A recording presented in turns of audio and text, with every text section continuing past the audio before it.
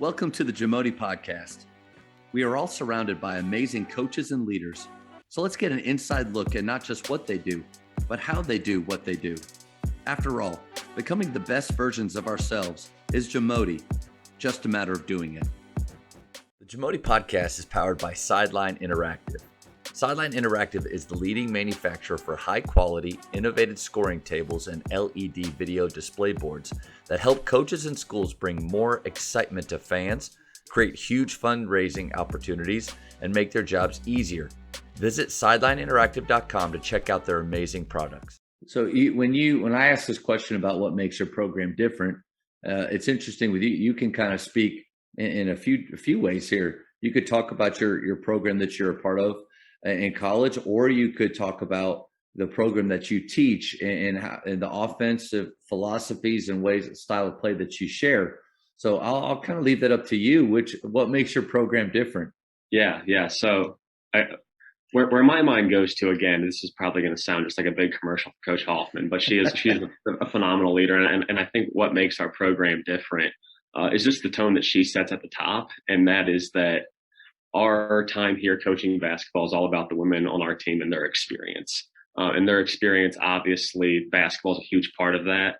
School is a huge part of that. Social is a big part of that. Where they live is a huge part of that. And I think what makes our program different is that every decision that's getting made within our program is being made from the place of how can I help player A, B, C, and D have an excellent experience. And basically what that allows us to do is take that zoomed out perspective where you're not just, so zoomed in and so focused on one practice, one game, one result. And you can be steady and you can really help, kind of guide the growth of your players. And so practically speaking, what that looks like is, like the way that we play, and maybe this will be something we talk about later on. A huge reason why we do that is, of course we believe that's effective, but we also believe that it's fun. And we want our players to have a great experience. We want, practice and games to be a place where the players want to be at. And one of the best ways to do that is to play an upbeat, up-tempo way where the ball's moving around, players are making decisions, everyone's touching it, everyone's making plays for each other. Nobody wants to play, high-low where it's just two guys working together with three people standing around the whole time. There's nothing wrong with high-low, obviously. Bad ball screen offense where it's just a two-person game. That's not a lot of fun either. Both of those styles, when used well, it's a five-man game, no doubt. So how we play really comes into that. The way that we watch film, the way that we try to help our players grow and develop. It's all about how can we help them have a well-rounded experience and grow and be a part of owning their experience. And so again, Coach would tell you that the best 4 years of her life were when she was a college basketball player, and obviously winning, success, being a three-time All-American, all of that plays into it. But the biggest reason she would say that is because of her teammates and coaches. And so again, with that kind of framework in mind, it's just a really helpful guide for her and for the rest of our staff to make sure that we are doing all we can do to make our program be a unique experience and one that's so good that the players don't want it to be over. Man, it's so cool to hear. I love when I hear college coaches talking about how they actually care about their players enjoying it and having fun. Because I just feel like that's it's maybe 20 years ago, especially when I played. Because I have the feeling that I'm a little older than you. I don't know how much, but I played at Baylor, and my first 3 years were for Dave Bliss, who was very much military, no enjoyment. You're going to work your tail off.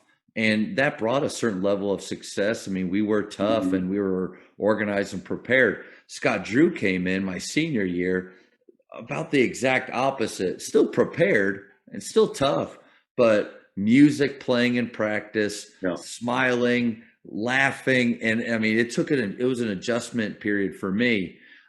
I feel like there's more and more programs going to this. We want you to actually want to show up every day and enjoy it. I mean, why is that major shift? Why are things going that way?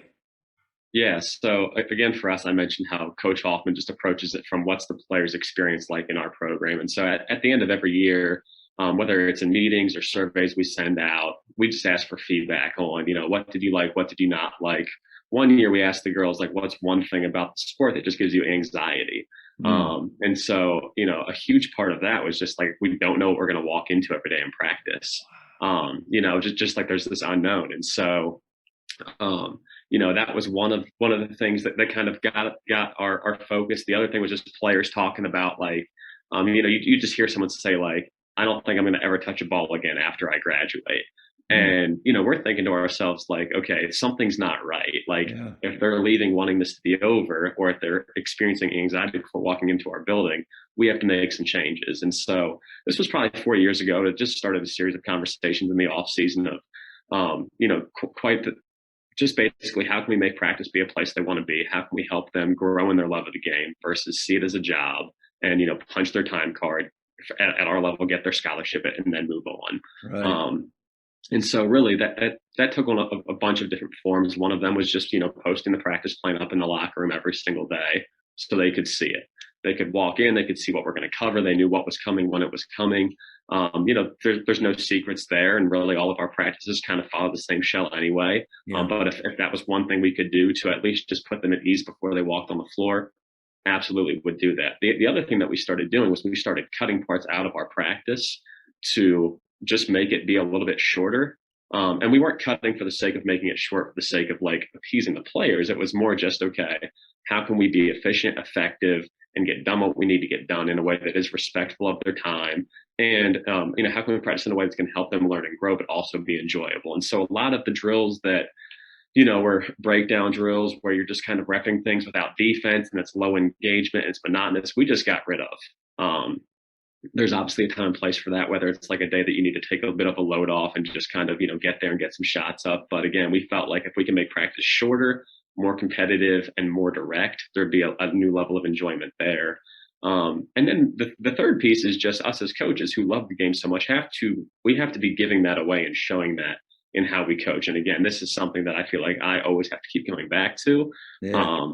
Because it's so easy to get intense. It's so easy to get focused on just what the next thing is. But like, really, I'm doing it because I love it, right? And so that's also just the self-check we have to go through often. And so really, since making those changes, what we found is we've been able to create a really positive environment. And again, for us, it just started with listening to our players and having a heart to make their experience good. And then obviously in practice, we were able to make some adjustments, which was really helpful. Man, so much to unpack there. What do you think about this question? Asking your players uh, from their perspective, do I enjoy coming to practice every day? Do I enjoy being in the gym with them? I'd be interested to see how my players like. There's maybe been years where they would answer, "Yeah, it just seemed like you. There's nowhere else you'd want to be as a coach." Mm-hmm. Or there might be years where they said, you just kind of look pissed off every day.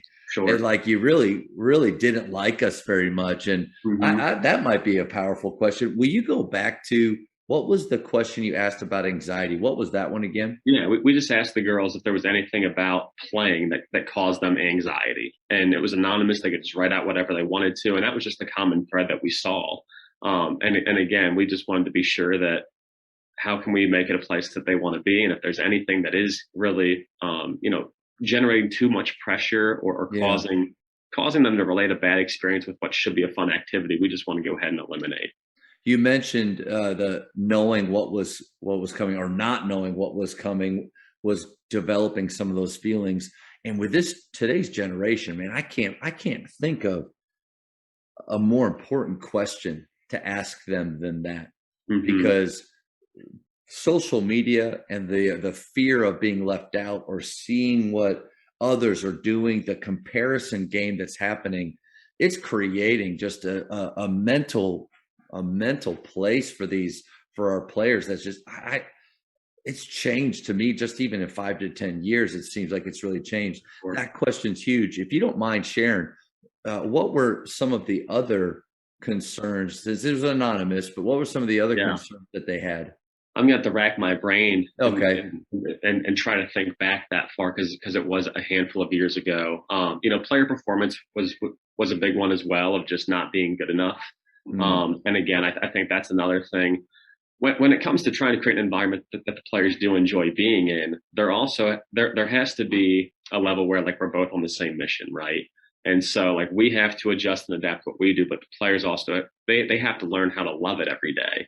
And so what are some things that we can do to help them? And so with some of the players, it just meant trying to have process directed conversations to where Again, you're taking the long view. You're looking at the season as a whole, the growth from last year to this year, shining a light on how they are improving every day in practice. I think that's really important, especially for players that don't play much.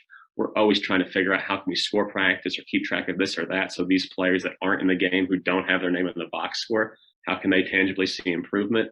And then it's also just trying to generate, conversations where, we as a staff are sharing what we're grateful for. We're asking them those same questions as well. And so I think in those one-to-one conversations, you can also help players grow a little bit, Yeah. to learn to love it, even if it is a hard day or even if they maybe don't have it all there. I think that's also part of our job in regard to helping athletes enjoy it. Yeah, with how intentional you guys seem to be, I would imagine that your culture is pretty special, But a lot of coaches, I think, desire the kind of culture you're talking about. But you're right; you've got to help your players. They play a part in it as well. So like we can't just take all the responsibility off of them and just feed them, feed them, feed them. Like we want them to be wild animals too, not just zoo animals. But then there's a part of all the steps that you guys have taken. I mean, it's just super special. And I think if a coach asks, how do I have a special culture? You got to do and take a lot of the steps that you guys have taken or be intentional about it. Absolutely. And again, I think all of that starts at the top. I heard this like 2 days ago. It was a coach who just said, like, you can't give away that what you don't possess. Right.